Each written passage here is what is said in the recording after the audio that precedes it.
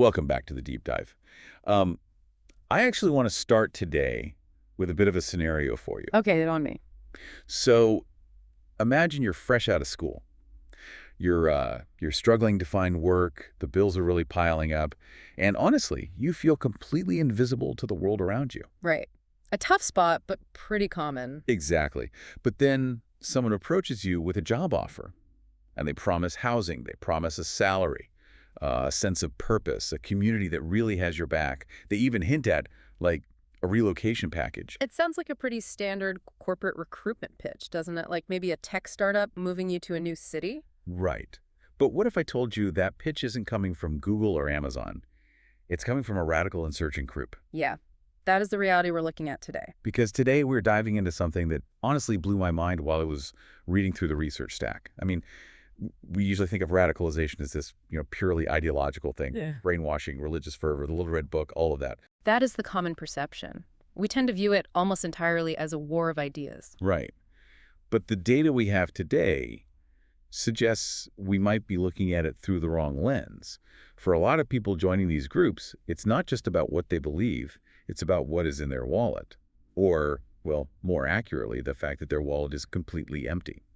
We are unpacking the socio-economic dimension of radicalization today. And you're right, the ideas definitely matter, but we have some heavy hitters in the source pile today that show a different side. Yeah, let's give everyone a quick overview of what we're pulling from. Sure. So we have a really deep analysis from the Peace Research Institute, Frankfurt, focusing on Egypt and Tunisia, plus some fascinating counterterrorism research files detailing narratives in Southeast Asia. And we're also pulling from a quarterly research review on some of the newer trends in jihadism. And the main takeaway, the mission for our deep dive today, is to understand how these groups frame poverty and state neglect into this massive narrative of rebellion and opportunity. It's the difference between joining a cause because you read a manifesto and joining because they're the only ones fixing the potholes in your street. Precisely. To understand these movements, you have to look beyond the gun and the book and really look at the wallet and the story. It is about how groups exploit the absolute absence of the state to create their own systems of meaning and ultimately survival. Let's dig into that story part first, because the sources from Southeast Asia break down the recruitment narratives in a way I had not seen before. I think most of us assume the pitch is 100% just. Join us for the holy war. That's certainly part of it. The research identifies that as the religious or ideological narrative. That's the baseline. Standard stuff we see on the news. Exactly. You give divine legitimacy to the cause, you claim the current system is corrupt or ungodly. But that is not the only tool in their box. Not at all. No. The second one they identify is the social heroic narrative. And this is incredibly powerful, specifically for young men. Yeah? The research highlights how groups point to persecuted communities, say Muslims in Palestine or Chechnya or Thailand, and they say to these recruits, look at them. Who is defending them? So it's not just about being pious, it's about being an avenger. Essentially, yes. It taps into this deep human desire to be a protector, to be part of a greater good. It takes a profound feeling of helplessness and converts it entirely into agency. Because you aren't just some unemployed guy on a street corner anymore. You're a defender of the weak. Exactly. But you have the religion and you have the hero complex. But the third one... Oh man, the third one. This one I had to read twice. The economic narrative. This is the most pragmatic and, honestly, for many observers, the most shocking element. The source material explicitly details how these groups promise economic freedom. And they are not subtle about it at all. I actually have the quote right here. It's from Dabiq magazine, which, for those of you listening who don't know, is this very glossy, high-production publication produced by ISIS. It's basically their corporate brochure. Yeah, and it literally says, do not worry about money or accommodations. There are plenty of homes and resources to cover you and your family. It's stark, isn't it? It is bizarre. It sounds like a benefits package. Yeah. Come work for the caliphate. We have a great dental plan and a housing allowance. It sounds funny to us sitting here, but think about their target audience. If you are living in a context of absolute economic stagnation, that offer transforms the vast abstraction of a holy war into a tangible lifeline. It's literally a job offer. It is, and there was another part of that recruitment strategy in the sources that seemed completely counterintuitive at first glance. Right, the part about managing expectations. Yes. The sources mention that they actively tell recruits that the Khilafah soldiers are human beings, not infallible angels. Which is wild. Why would they admit that? Mm. Wouldn't you want to pretend you're this perfect, flawless army of God? You might think so. But it is actually brilliant marketing because it acts as inoculation. If you sell a total fantasy that everyone is a saint, the moment a new recruit arrives and sees a commander losing his temper or the plumbing breaking the barracks, they might get disillusioned and defect. Because the reality doesn't match the glossy brochure. Right. But by saying up front, hey, we are human, we make mistakes, we are just building a state, it makes the group feel attainable, realistic. It basically tells the recruit, you don't have to be perfect to join us. You just have to be willing. Wow. Okay, so they hook you with the hero narrative, but they reel you in with the promise of a paycheck and a realistic community. Exactly. But a sales pitch is really only as good as the market you're selling to. Why are people so incredibly ready to buy this? This is where we need to look closely at the environment itself. The PRIF paper on Egypt and Tunisia introduces a really crucial distinction here. We often talk about socioeconomic grievances, being poor, unemployed, feeling like the system is rigged against you. Right, the whole I'm mad because I'm broke factor. Precisely. But the researchers argue that grievances alone do not cause radicalization. Plenty of people around the world are very poor and never join insurgencies. So what's the spark?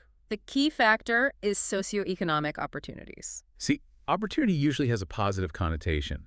What does it actually mean in this context? In this framework, it means the specific things you can do because the state isn't there to stop you. It is all about the governance gap. The sources kept mentioning ungoverned spaces, like border regions or slums where the police just flat out refuse to go. And I really appreciate how the researchers correct that term. They argue there is no such thing as an ungoverned space. Nature abhors a vacuum. Exactly. If the state leaves, the space does not remain empty. It becomes alternatively governed. That's a chilling thought. So it isn't chaos. It's just a new management team stepping in. Let's look at the case study from Tunisia to see what this looks like on the ground. We're talking about Ansar al-Sharia, or AST. Now, Tunisia had a revolution, the Arab Spring, but in the immediate aftermath, the state was incredibly weak. It retreated from the poorer inland regions and the difficult suburbs of Tunis. So what did AST do? Did they just roll in and set up military checkpoints? They did much more than that. In places like Sidi Bouzid and Kasserine, AST basically became the Department of Social Services. Really? Yes, they were distributing food, they were organizing medical caravans, providing basic, everyday goods to people who had been completely ignored by the capital for decades. You know, it reminds me of those old political machines in American history, like Tammany Hall. You want a turkey at Thanksgiving, you vote for the boss, you want medicine for your kid, you support the local militia. That is a very apt comparison. They position themselves as a highly visible, tangible alternative to the state. Because they're actually there. Right. If the government in Tunis feels distant, corrupt, and bogged down by bureaucracy, but these guys with the beards are right here on your street corner handing out bread and policing the neighborhood, who has the legitimacy? The guys with the bread, obviously. Exactly. They weren't just fighting the state, they were actively replacing it, filling that vacuum with their own specific version of order. Okay, but here is the thing that always trips me up when we talk about this. Charity is expensive. You cannot hand out medicine and food on good vibes and scripture alone. Where is all the money coming from? That is the million-dollar question. And it leads us directly into the dark underbelly of this alternative governance. We have to talk about the borderlands. Right. The research focuses heavily on the borders between Tunisia and Libya, Tunisia and Algeria, and then Egypt's Sinai Peninsula. These are regions that have been economically marginalized for a very long time, and the research shows a massive systemic collaboration between jihadists and smuggling networks. Wait, smuggling, like moving drugs and weapons. Yes. All of the above. All of the above. But doesn't that completely contradict the whole pious religious warrior vibe? I mean, fundamentalists generally aren't big fans of the drug trade. You would think so. And that is exactly where the ideology has to become flexible. The research explicitly calls it a marriage of convenience. Take the Uqba ibn Nafi Brigade in Tunisia. They needed money to fund their operations. The local people just needed to survive. Because the state wasn't providing any jobs. Right. So the shadow economy, smuggling, cheap gas, consumer goods, and yes, illicit substances became the only game in town. So what, the terrorists tourists just tax the smugglers? Or they become the smugglers themselves, or they provide armed protection for the smuggling convoys. It is a fully symbiotic ecosystem. The section on the Sinai in Egypt really painted a vivid picture of this for me. I mean, I've always thought of Sinai as a tourist spot. Sharm el-Sheikh, scuba diving, fancy resorts. That is the south of Sinai, and it's a very stark divide. In the south, you have the Red Sea resorts, international tourism, foreign money constantly flowing in. But in the north, A totally different story. a different world entirely. It's rugged, undeveloped, and the people living there, mostly Bedouin tribes, have been systematically excluded from all that tourism wealth. You mentioned the Bedouins. The sources actually list a few specific tribes by name. Yes, the Sawarka and the Terabin are the big ones mentioned in the files. For a very long time, the central government in Cairo just viewed them as lawless or as troublemakers. They were barred from serving in the army or the police. They couldn't even get menial jobs down in the southern resorts. So they are completely 100% locked out of the legal economy. Completely. So naturally, they turned to the one major asset they had, their land. They know the desert better than anyone on Earth. They know the hidden mountain passes, the dry wadis. They completely control the routes for smuggling goods, people into Gaza or Israel. And then the jihadists show up. Right. Groups like Ansar Beit al-Metis, which later pledged allegiance to ISIS and became Wilayat Sinai. They need to move heavy weapons. They need to move fighters across the border. Who do they call? The guys who know the roads? Exactly. The jihadists recruit the Bedouins not necessarily because the Bedouins are super eager to establish a caliphate, but because they hold the logistical power in the region. It's practical. Very.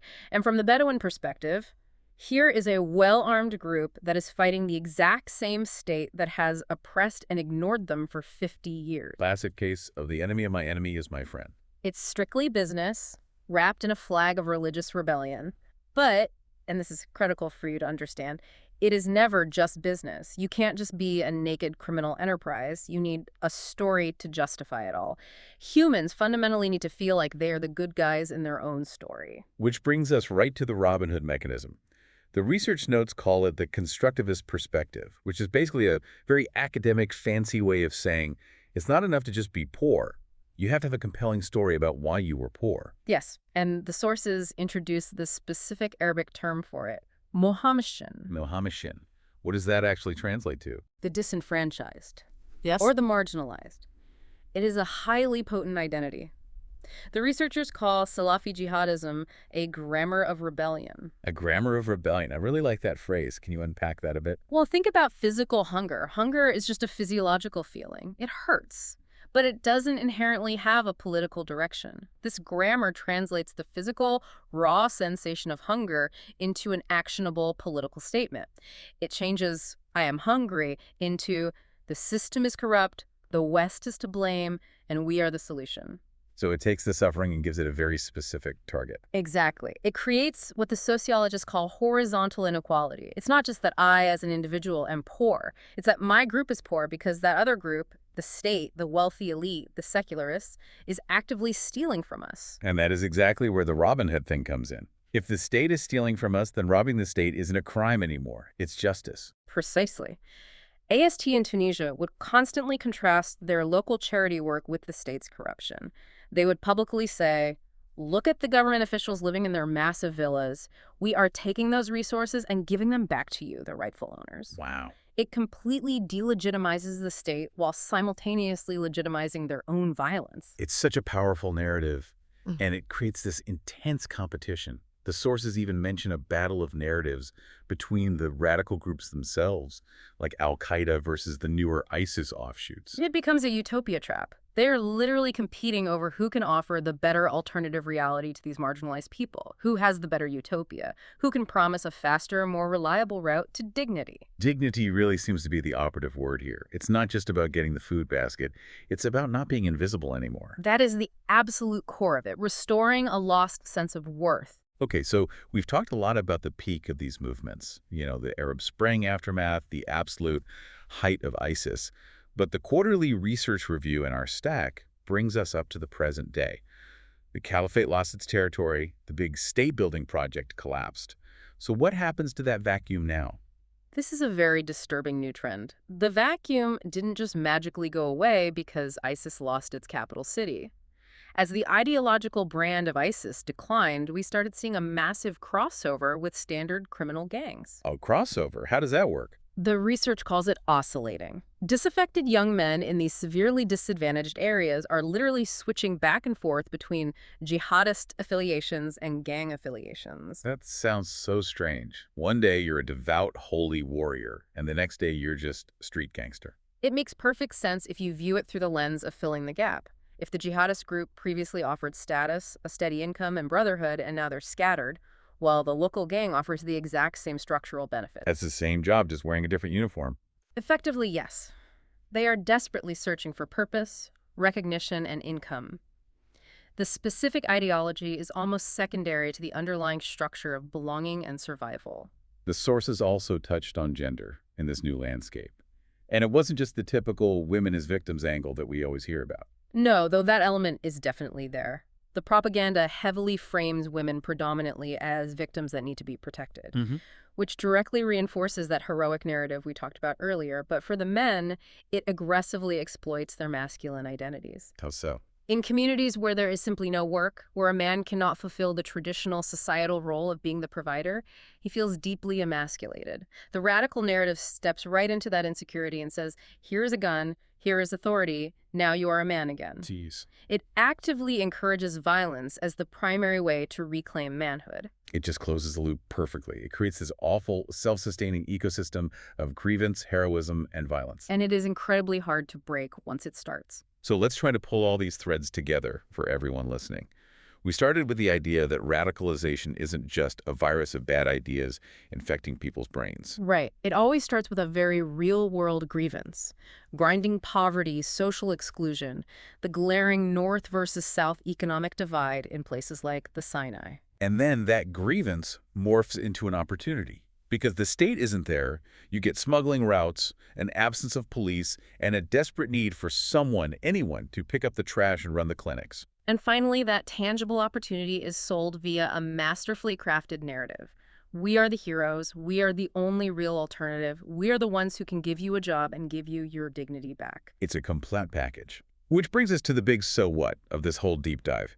Why does all of this matter for you, the person listening right now, who might be thousands of miles away from these specific borderlands? It matters because it fundamentally changes how we have to try and solve the problem. If we think the problem is just religion, we try to argue theology.